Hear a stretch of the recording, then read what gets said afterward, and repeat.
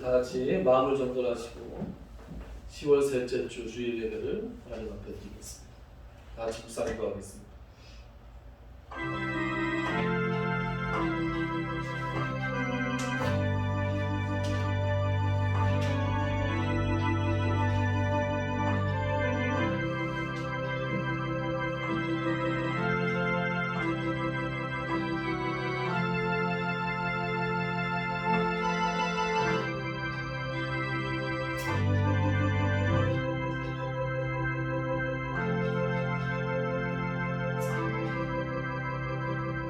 수고하고 무거운 짐진 자들아 다 내게로 오라.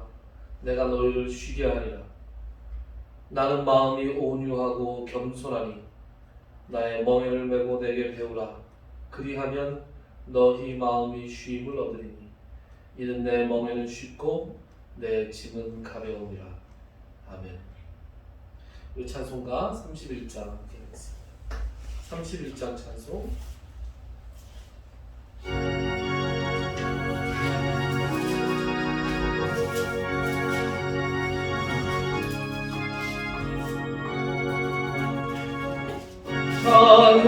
찬양하라 높으신 구세주 예수 백성들아 사랑을 전하세 경배하라 하늘의 천군과 천사 주님 앞에 영광을 돌리세 목자가 같이 우리를 지키시고 종일 품에 늘 안아주시니 찬양하라 높으신 권세를 찬양 찬양 찬양 영원히 드리네 찬양하라 복되신 구세주 예수 우리 대신 즐겁게 찬양해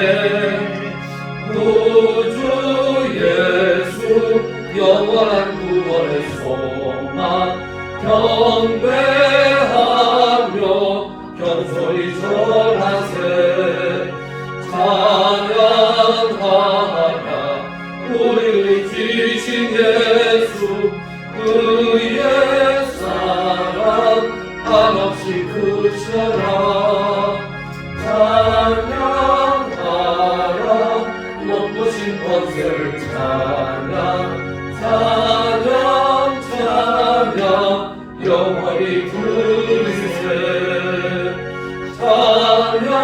찬양하라 복되신 구세주 예수 천사들아 즐겁게 찬양해 구주 예수 영원히 사슬이시니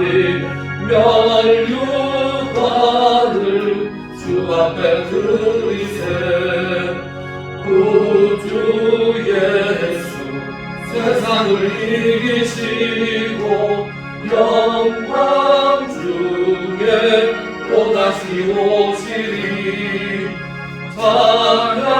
찬양하라 높으신 권세를 찬양 찬양 찬양 영원히 드리세 사도신경으로 신앙 고백하시겠습니다. 전능한 사 천지를 만드신 하나님 아버지를 내가 믿사오며 그 외아들 우리 주 예수 그리스도를 믿사오니 이는 성령으로 공하사 동정녀 마리아에 가신다시고 본디오 빌라도에게 고난을 받으사 십자가에 못 박혀 죽으시고 장사한 지 사흘 만에 죽은 자 가운데서 다시 살아나시며 하늘에 오사 전능하신 하나님 우편에 앉으시다가 절로서 산 자와 죽은 자를 심판하러 오시리라. 성령을 믿사오며 거룩한 공예와 성도가 서로 교통하는 것과 죄를 사하여 주시는 것과 몸이 다시 사는 것과 영원히 사는 것을 믿사옵나이다. 아멘. 성시교도 6번 하겠습니다. 6번 교동문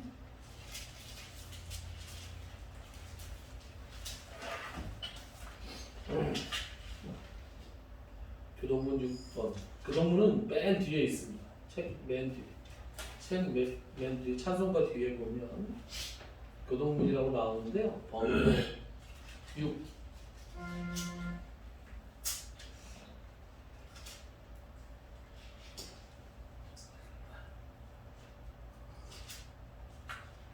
(6번이고요) 시편 교도가시죠. 여호와여 일어나옵소서, 하나님이여 손을 두옵소서, 가난한 자들을 잊지 마옵소서. 어찌하여 악인이 하나님을 멸시하여 그의 마음에 이르기를 주는 감찰하기 아니하리라 하나이까. 주께서는 보셨나이다. 주는 재앙과 원한을 감찰하시고 주의 손으로 갚으려 하시오니 외로운 자가 주를 의지하나이다. 주는 벌써부터 과를 도우시는 이시니이다. 악인의 팔을 꺾으소서. 악한 자의 악을 더 이상 찾아낼 수 없을 때까지 찾으소서. 여호와께서는 영원무궁하도록 왕이시니 이방 나라들이 주의 땅에서 멸망하였나이다. 여호와여 주는 겸손한 자의 소원을 들으셨사오니 그들의 마음을 준비하시며 귀를 기울여 들으시고 고아와 압제당하는 자를 위하여 심판하사 세상의 속한 자가 다시는 위협하지 못하게 하시리이다. 아멘. 212장 찬송하겠습니다. 찬송가 212장 겸손히 주를 섬길 때 찬송하겠습니다.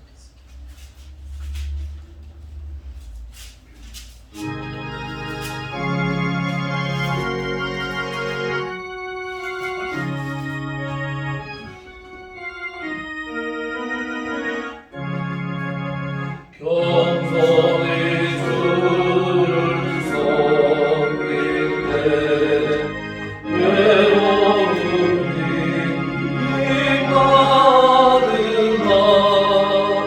구주여 내게 힘 주사 잘난당하게 하소서.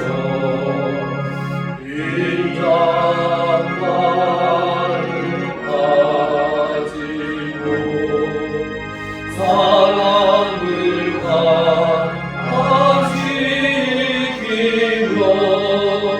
갈 길을 잃은 우리를 다 인도하게 하소서. 구주의 귀한 이름을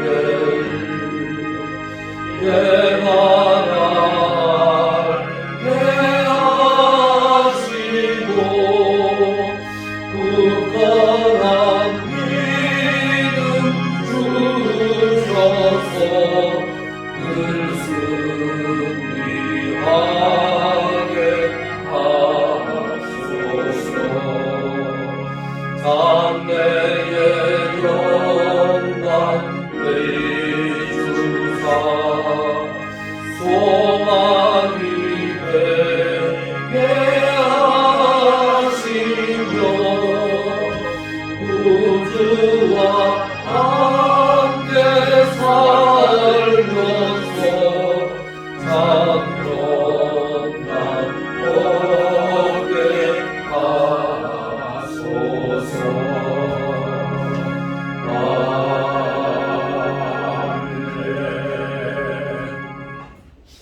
양양모 목사님 기도해 주시겠습니다.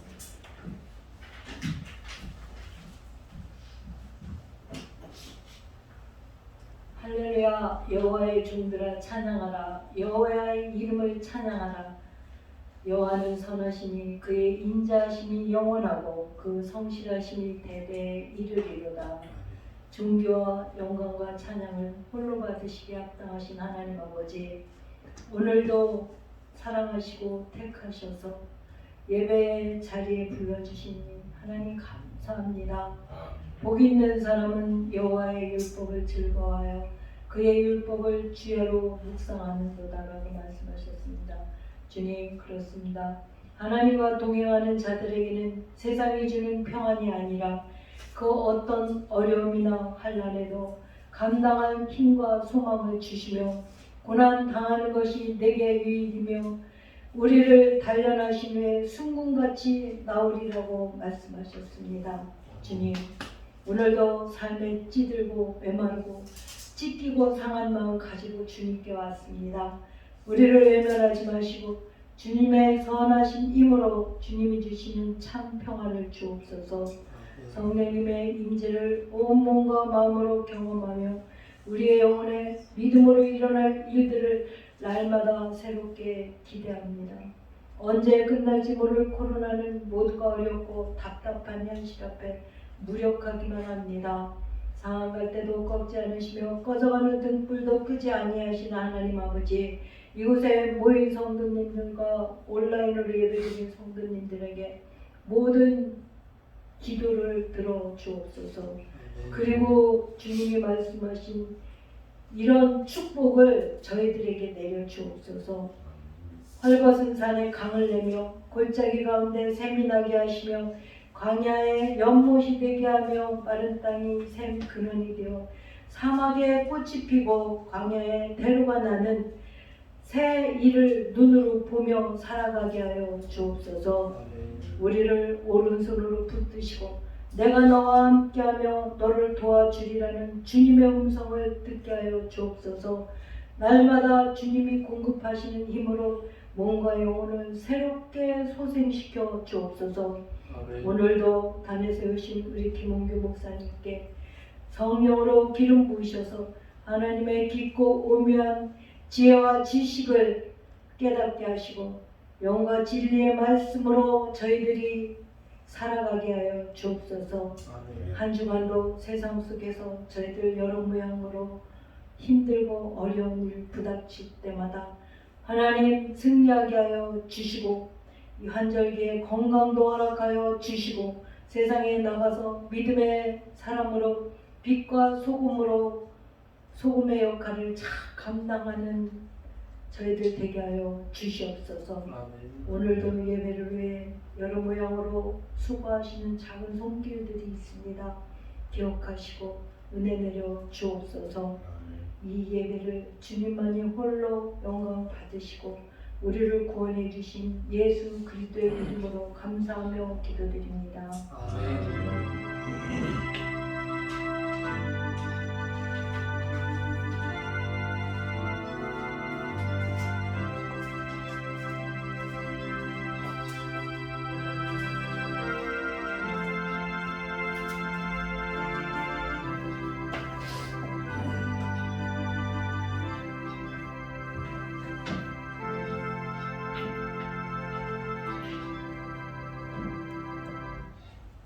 헌금 찬송하겠습니다. 50장 찬송입니다.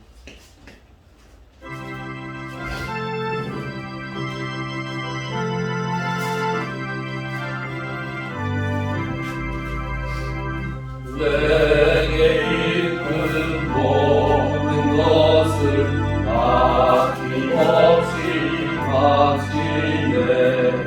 사랑하고 의지하며 주만 사랑 살리라. 주께 드리네. 주께 드리네. 사랑하는 구주 앞에 모두 드리네.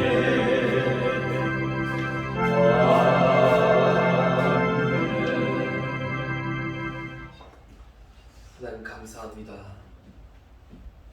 세상은 분주하고 세상은 많이 어지럽고 세상에 살아서 세상 가운데에서 나가서 사는 것은 참으로 힘이 들지만 주님께서 한 심령 한 심령을 주의 예배의 자리를 기억하게 하는 은혜를 허락하여 주셔서 주님 앞에 나와 예배 드릴 수 있도록 인도하심을 참으로 감사드립니다.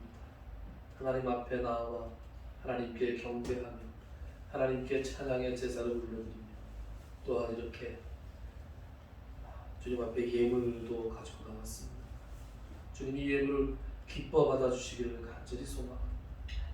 기뻐 받아주시고 구별하여 드리는 그 정성을 주님께서 연락하시고 하나님의 귀한 사역에 쓰임받는 은총도 허락하시며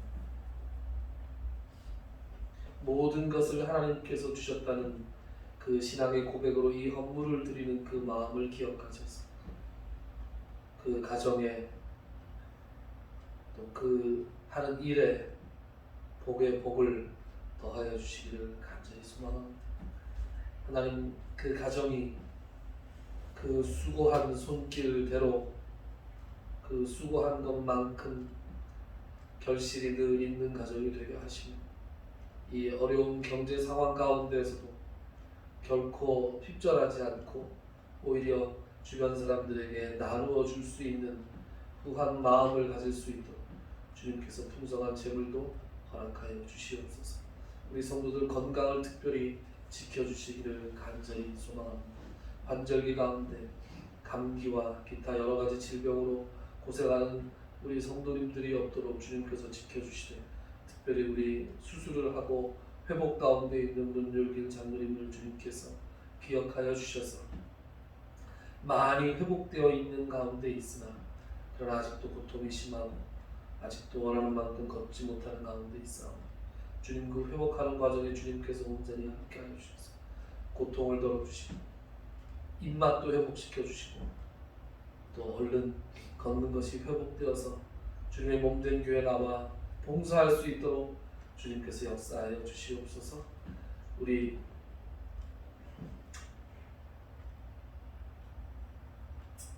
오랜만에 얼굴을 비추는 우리 신령들이 있습니다. 그동안 코로나로 인해서 집에서 온라인으로 예배드리다가 이렇게 봉쇄 조치가 방역 조치가 완화됨에 따라 한 심령 한 심령 이곳으로 나오고 있는데 주님께서 그 마음에 열심을 주시고 특별히 주님을 안보하는 마음을 허락하여 주셨습니다. 이 예배를 통해서 그 심령이 늘 거듭나며 새로운 힘을 얻으며 돌아갈 수 있도록 주님께서 은총 베풀어 주시옵소서. 예수님의 이름으로 기도드리옵나이다. 아멘.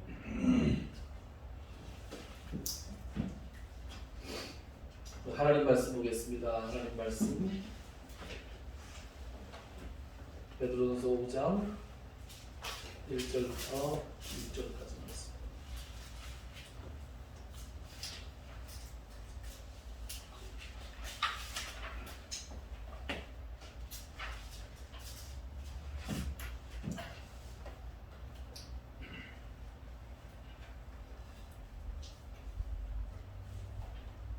베드로전서 5장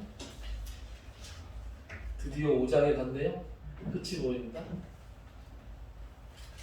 1절부터 6절까지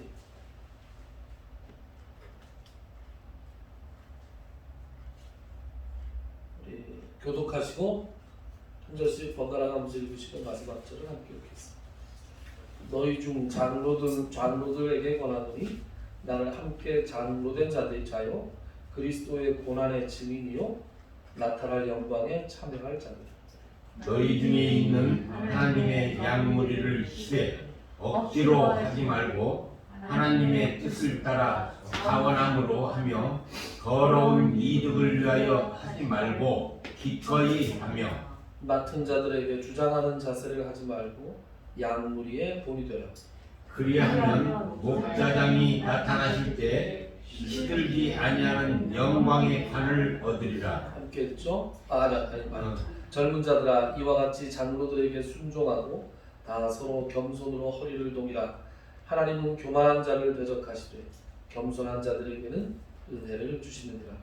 그러므로 하나님의 능하신 손 아래에서 겸손하라. 때가 되면 너희를 높이시리라. 아멘.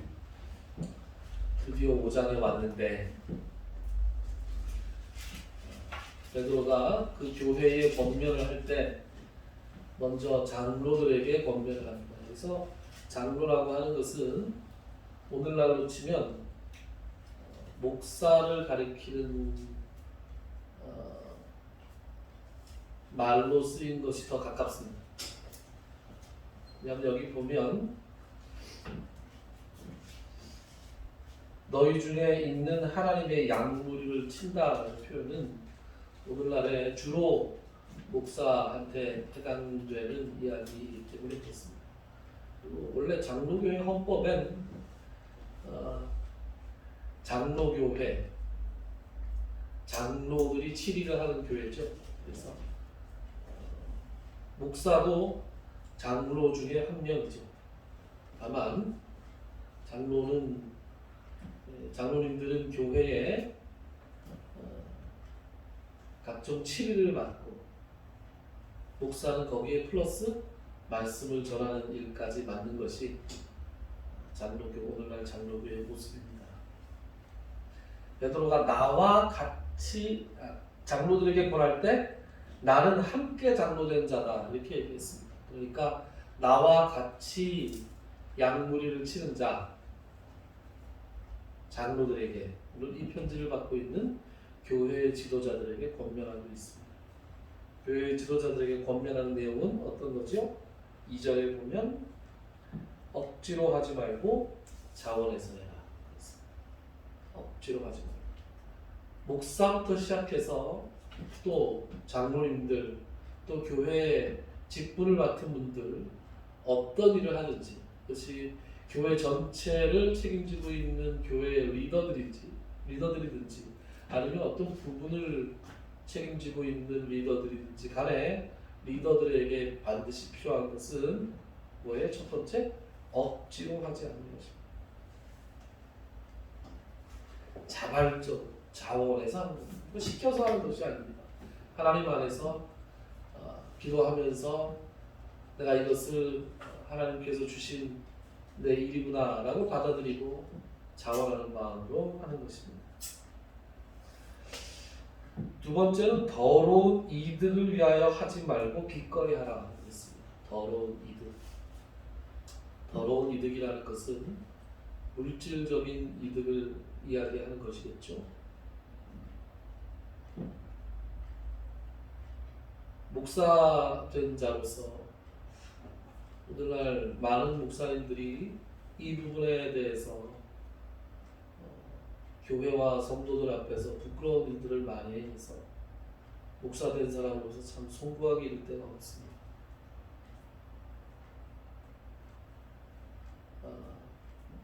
가장 앞장서서 하늘을 먼저 이야기하고 땅의 것을 논하지 않고 하늘에 속한 사람들이 이 땅에서 어떻게 살아가는가를 보여주고 무엇보다도 재물의 노예가 되지 않는 모습을 목사들이 먼저 보여야 될 텐데 오늘날의 모습은 그런 모습을 많이 보여드리고 있지 못해서 참으로 부끄럽고 죄송할 따름입니다.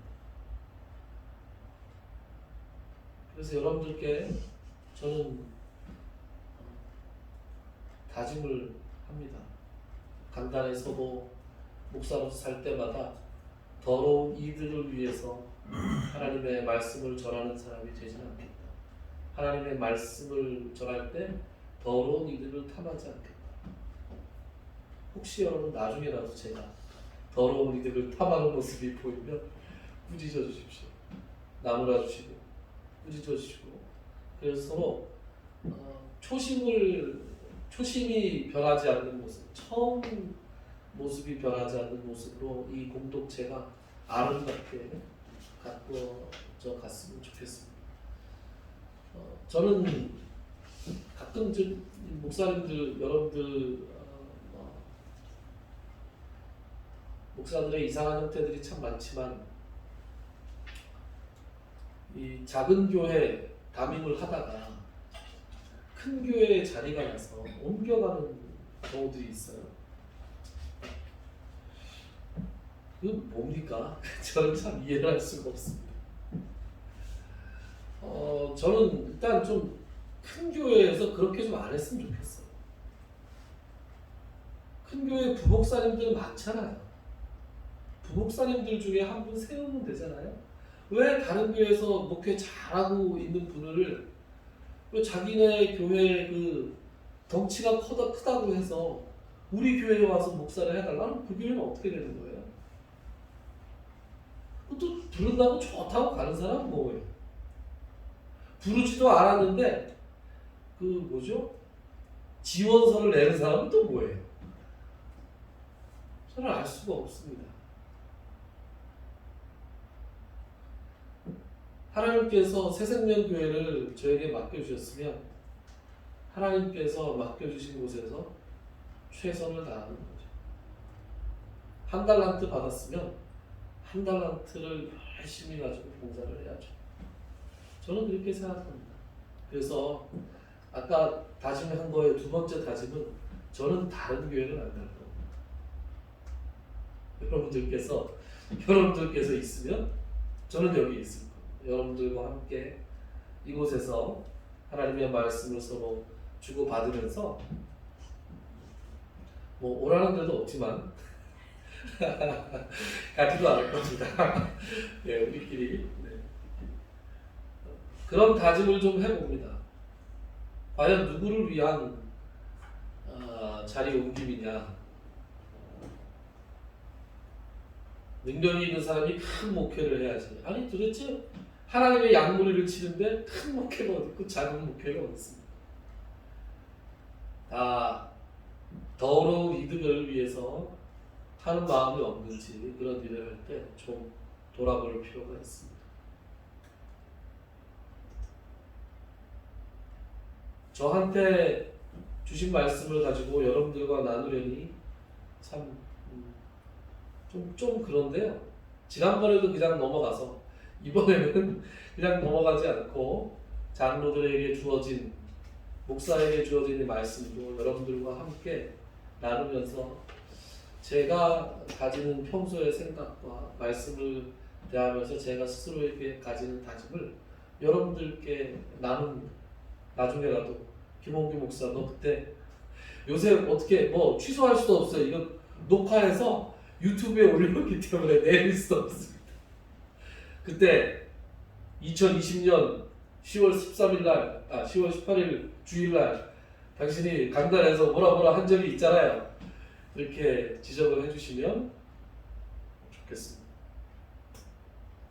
세 번째는 뭐라고 되어 있습니까? 이득을 위하여 하지 말고. 세 번째는 뭐라고 되어 있습니까? 주장하지 말고 본이 되라. 아이고 참 어려운 얘기입니다. 자녀들에게 본이 되는 것이 부모들에게 얼마나 어려운 일입니까? 매일 같이 살을 맞대고 같은 공간에 살아가면서 자녀들에게 존경스러운 부모가 된다는 것이 참 어려운 일이죠.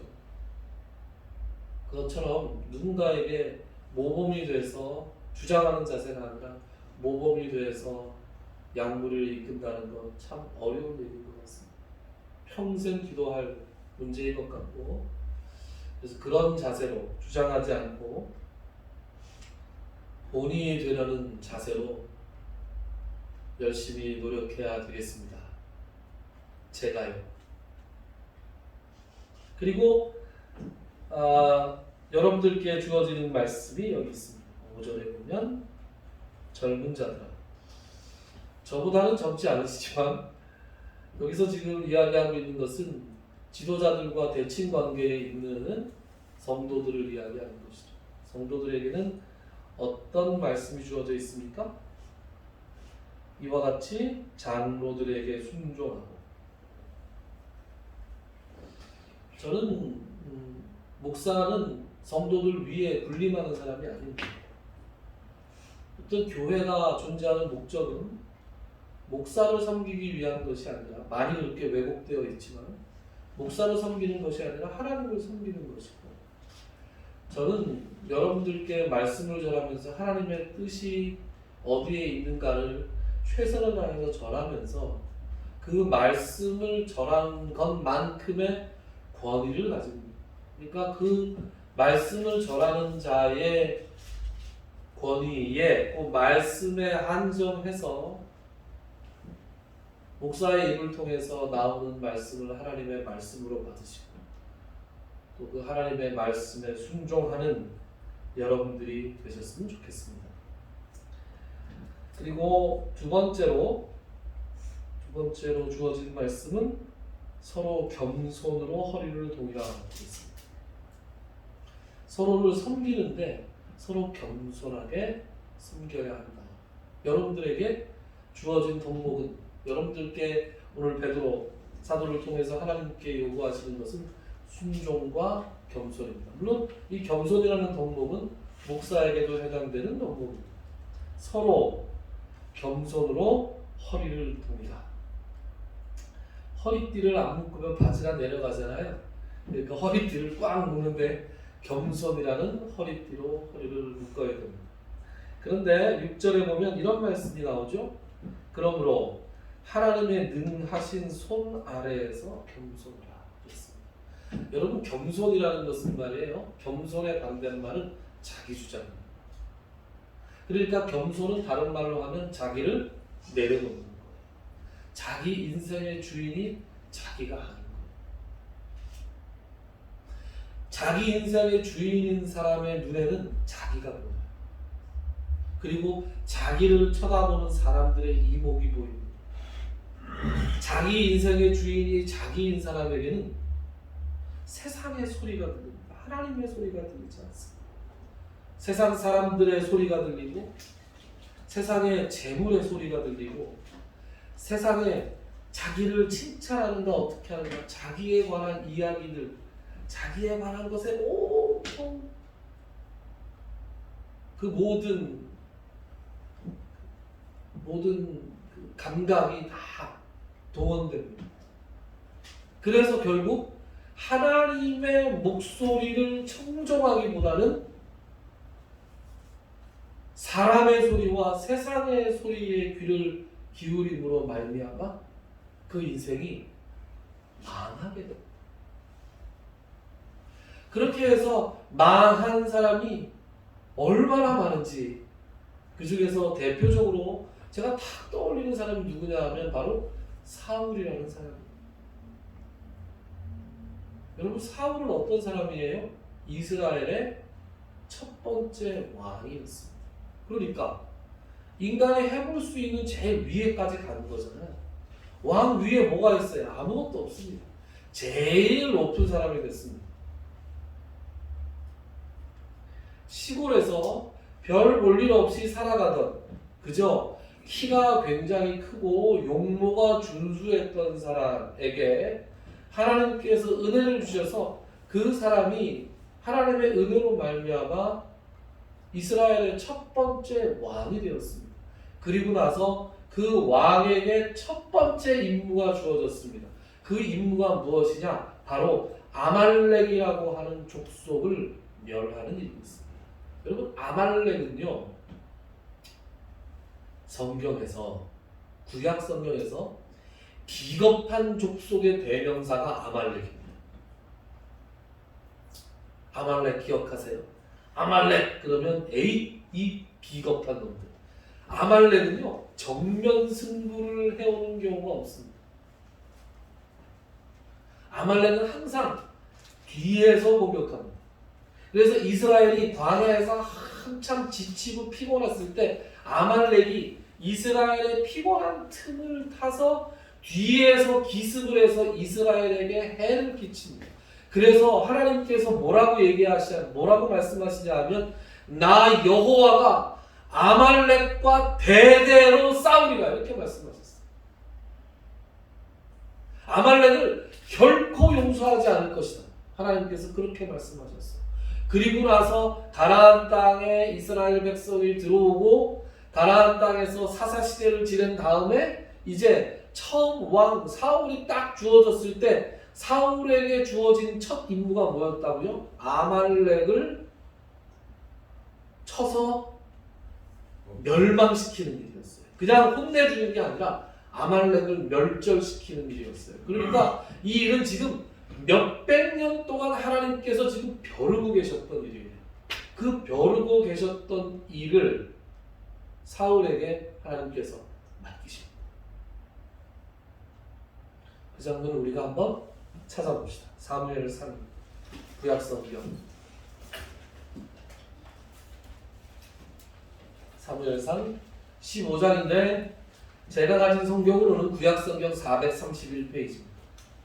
431페이지.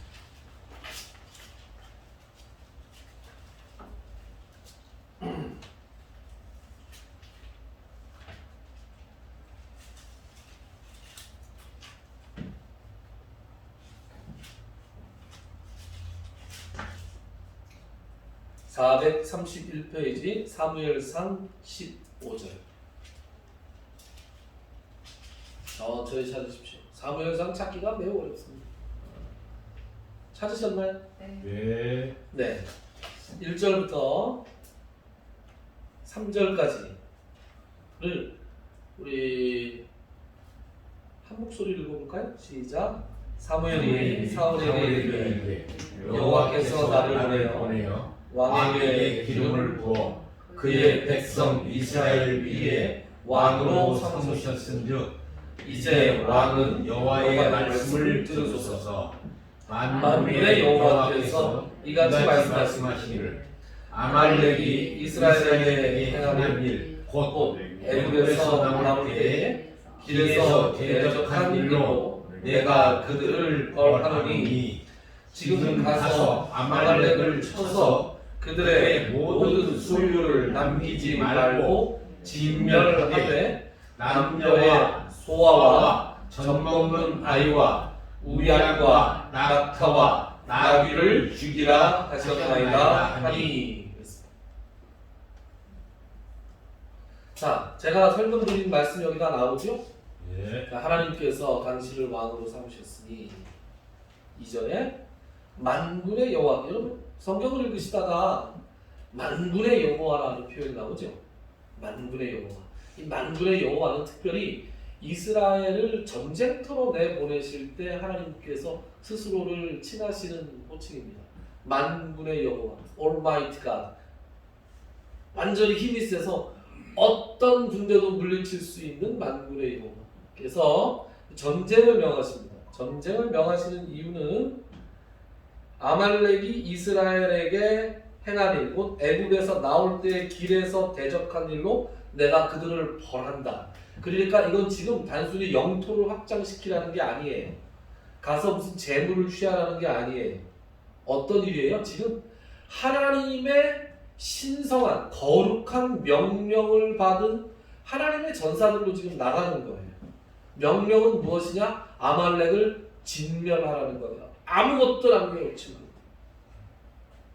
사람은 물론이고 거기에 속한 재물까지, 가축까지 아무것도 남기지 말라. 마치 가나안 땅에 처음 들어올 때 이스라엘 백성들에게 주어진 명령과 똑같습니다. 그래서 사울이 4절부터 보면 사울이 이제 백성들을 군대로 소집시켜서 아말렉을 칩니다. 그래서 과연 아말렉을 이겼습니다. 8절 보시죠. 8절에 이런 말씀이 나옵니다. 아말렉 사람의 왕 아각을 사로잡고. 아각을 어떻게 했어요? 사로잡았어. 사로잡으면 됩니까? 안 됩니까? 진멸하라니까요? 예. 사로잡으라는 소리를 안 했어요. 진멸하라 그랬습니다. 여러분 왜 사로잡았을까요? 개선을 하고 싶었던 거죠. 예? 개선을 해서 그 상대방 왕을 잡아서 목에다가 다리에다가 그리고 온몸을 꽁꽁 묶어서 머리를 풀어 헤치고 거짓골을 해서 질질 끌고 잡아오면서 자신의 이름을 높이고 싶었던 거예요. 그래서 하나님께서는 진멸하라 하셨는데 지금 사울은 이 왕을 사로잡아옵니다. 그리고 나머지 8절 칼날로 그의 모든 백성을 진멸했다. 여러분 이 사울이 하나님의 말씀을 순종한 건가요? 99% 순종했죠. 1% 불순종이 불순종이라는 누룩이 전체 그의 공적을 다 망쳐버렸습니다. 그 다음 9절 사울과 백성이 아각과 그의 양과 소의 가장 좋은 것 또는 기름진 것과 어린 양과 모든 좋은 것을 남기고 진멸하기를 즐겨 아니하고 가치 없고 하찮은 것은 진멸하니라. 그랬습니다. 하나님께서 뭐라 그러셨어요? 진멸하라고요. 그런데 가서 보니 이거 아깝잖아. 이거 가지고 갔으면 좋겠네.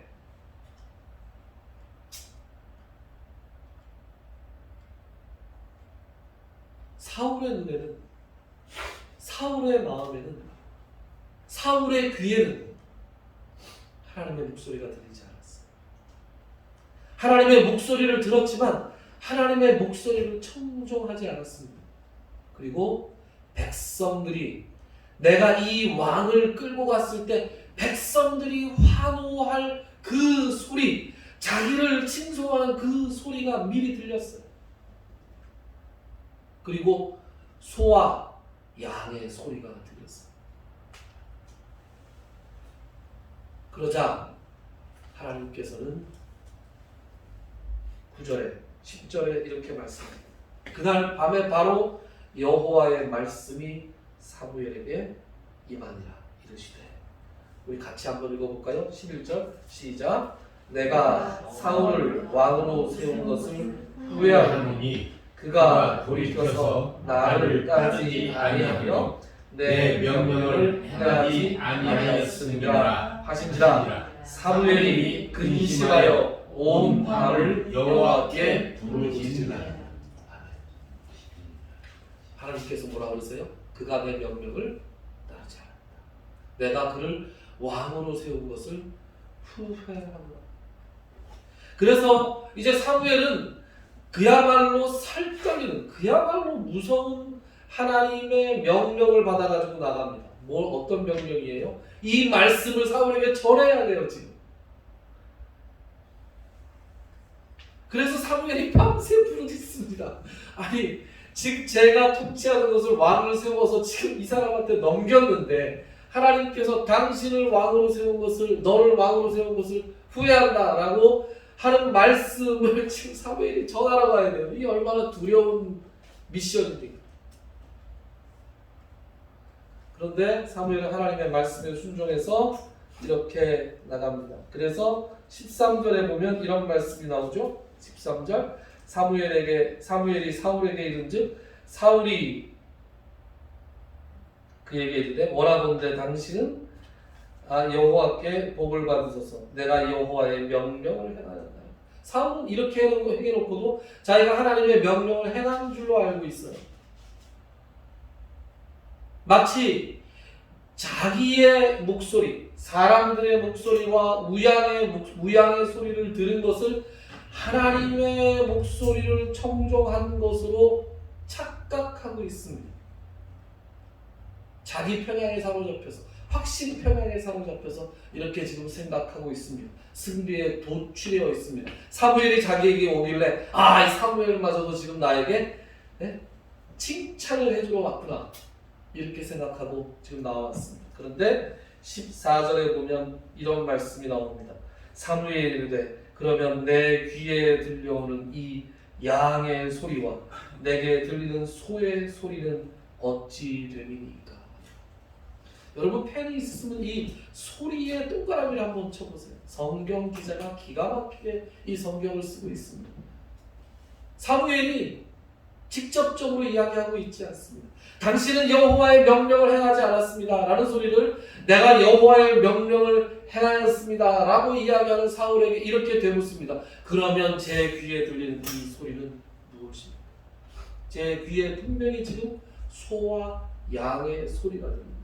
하나님께서는 분명히 이 소와 양을 진멸하라 하셨습니다. 그러자 사울이 변명하죠. 그것은 제가 한 것이 아니고 무리가 아말렉 사람에게서 끌어온 것인데 백성이 당신의 하나님 여호와께 제사하려 하니. 이 문구도 굉장히 재밌죠. 당신의 하나님. 내 하나님이 아니에요. 당신의 하나님.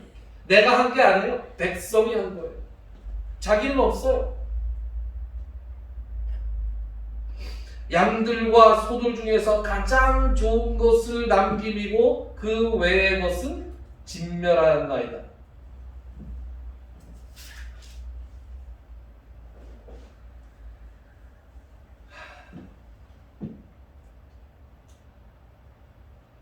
(21절) 이 말을 사무엘이 재차 책망하자 21절에 보면 사울이 이것을 또 이렇게 이제 정신이 하나도 없어졌어요. 사무엘이 하나님의 말씀을 가지고 책망하니까 사울이 이제 혼비백산해서 자기 입에서 무슨 말이 나오는지도 모르고 막 이야기를 하고 있습니다. 지금 뭐라고 얘기합니까? 21절.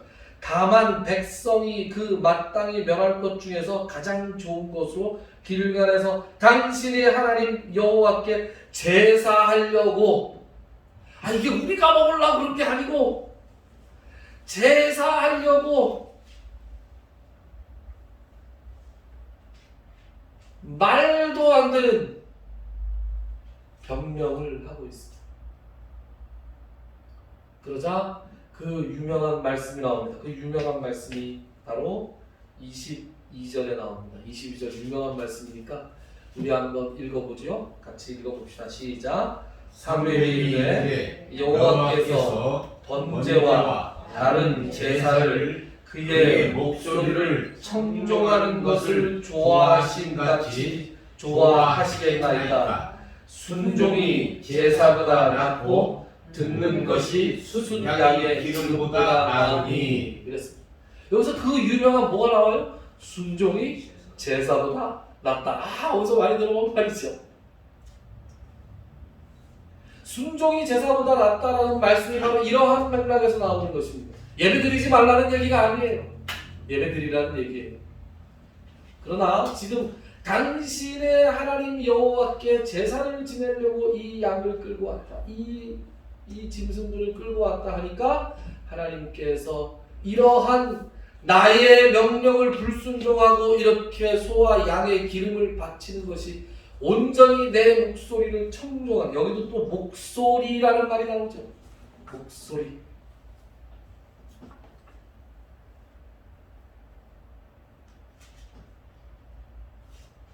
하나님께서 하나님의 능하신 손으로 가장 인간이 올라갈 수 있는 가장 높은 자리까지 올려놓는 그런 은혜와 복을 받은 그 사울은 하나님의 목소리를 청정하기보다 세상 사람들의 환호성과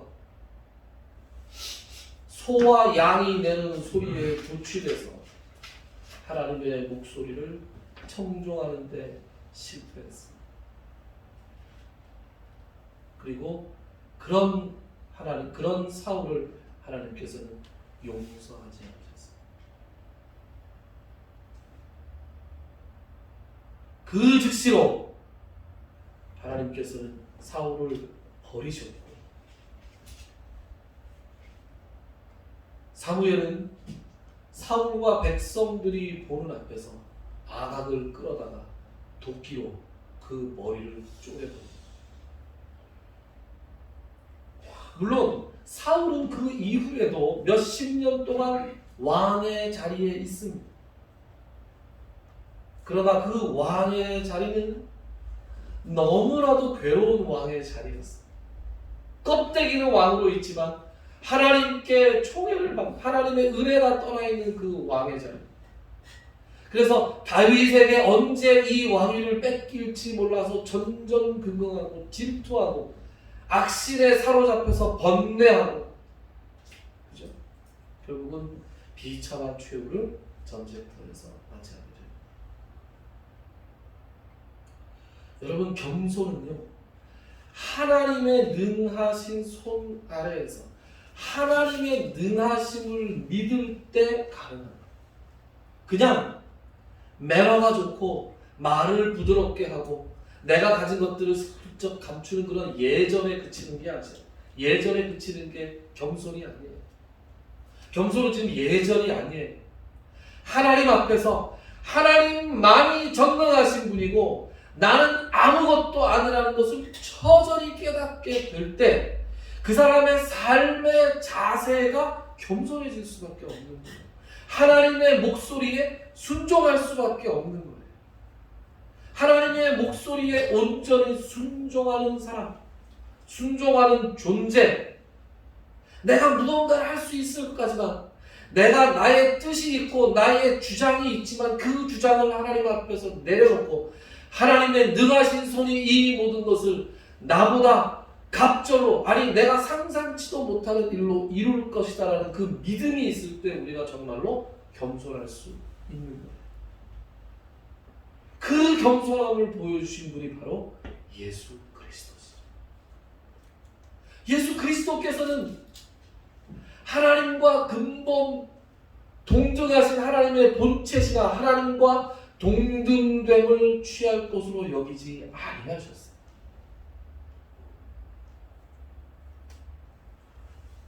자기를 비워서 종의 형체로 사람이 되셔서 이 땅에 오셨어요. 하나님과 성령님이 함께 하셨지만 그 많은 것들을 어마어마한 기적을 행할 수 있었지만 그러나 스스로의 이름을 높여 스스로가 이 땅에서 임금이 되는 것을 원하지 않으셨어요. 그래서 하나님의 능하신 손에 자기의 운명을 의탁하십니다. 예수님께서 공생애를 시작하시기 전에 40일 동안 금식하신 후에 마귀에게 시험을 받으시잖아요. 그럴 때 마귀에게 시험 받으실 때 예수님께서 취하신 대답들은 다 하나로 요약을 하면 하나님의 전능하심에 스스로 복종하는 자세를 취하십니다.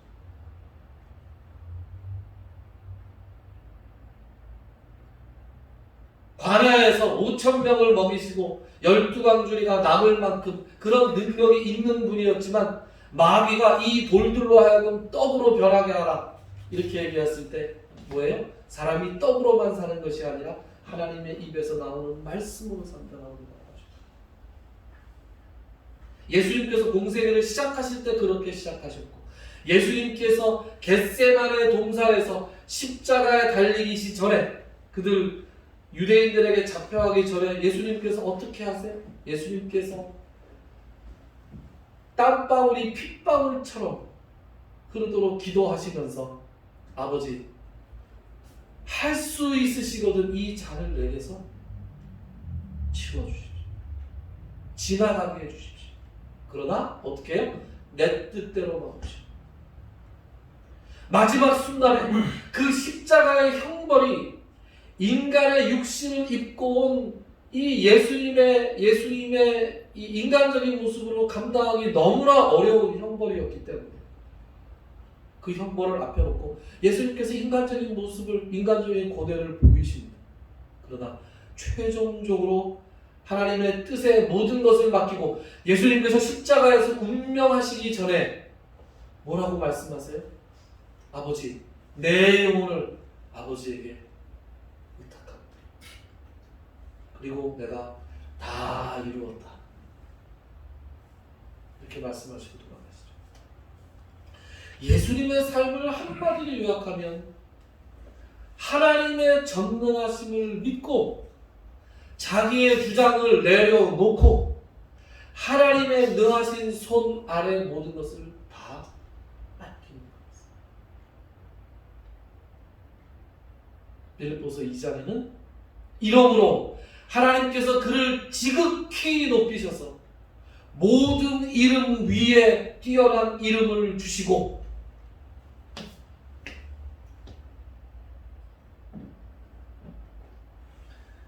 여기 오늘 본문에는 이런 말씀이 나오죠. 그러므로 하나님의 능하신 손 아래에서 겸손하라. 때가 되면 너희를 높이시리라. 예수 그리스도께서 순종한 후에 높아지셨듯이 우리도 하나님의 능하신 손 아래에서 전능하신 분은 하나님밖에 안 계신다는 것을 인정하면서 우리의 모든 주장을 내려놓고 모든 것을 주님께 의탁할 때 하나님께서는 우리를 예수 그리스도와 함께 높이신 것입니다. 그 높여주심을 소망하면서 예수님의 발자취를 따르는 사람들답게 하나님의 능하신 손 아래서 서로 겸손히 섬기는 저와 여러분들이 될 수 있기를 간절히 바랍니다. 기도합시다. 하나님, 그렇습니다. 전능하신 분은 하나님밖에 계시지 않습니다. 주님 앞에서 우리의 신앙 생활이 날마다 나의 주장, 나의 명예, 나의 욕심, 나의 모든 욕망을 내려놓는 일들이 되기를 원합니다. 우리의 인생 전체를 주님 앞에 드려서 하루하루 주님을 기뻐하시는 삶으로 메워 채워나가기를 간절히 소원합니다. 오늘 말씀을 통해서 주시는 도전들, 말씀을 통해서 깨닫게 하시는 이 모든 은혜들을 우리가 그저 한 귀로 듣고 한 귀로 흘려버리는 것이 아니라 우리 마음판에 새기고 우리 삶의 원칙으로 삼아서 지금부터 천국 가는 그날까지 하나님의 능하신 손 아래서 겸손하기로 각오하고 다짐하는 우리들이 되게 하여 주시옵소서. 예수님의 이름으로 기도드리옵나이다. 아멘. 찬송가 82장 함께 하겠습니다. 찬송가 82장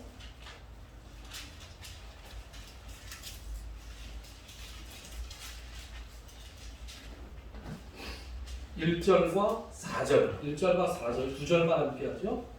82장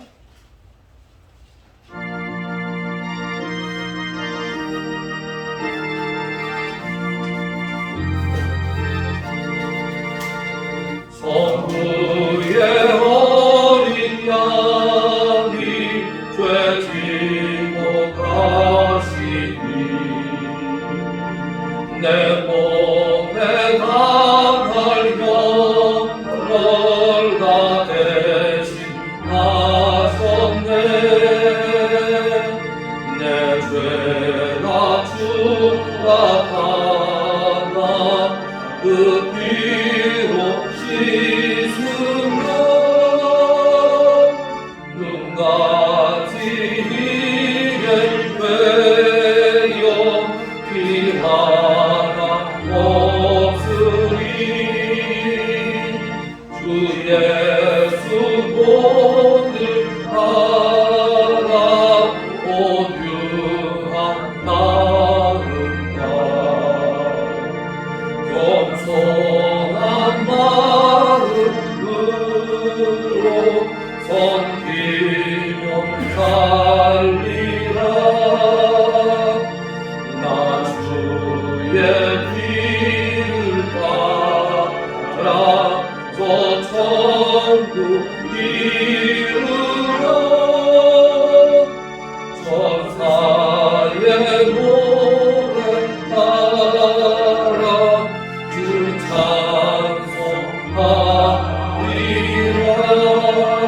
찬송하리라. 이제는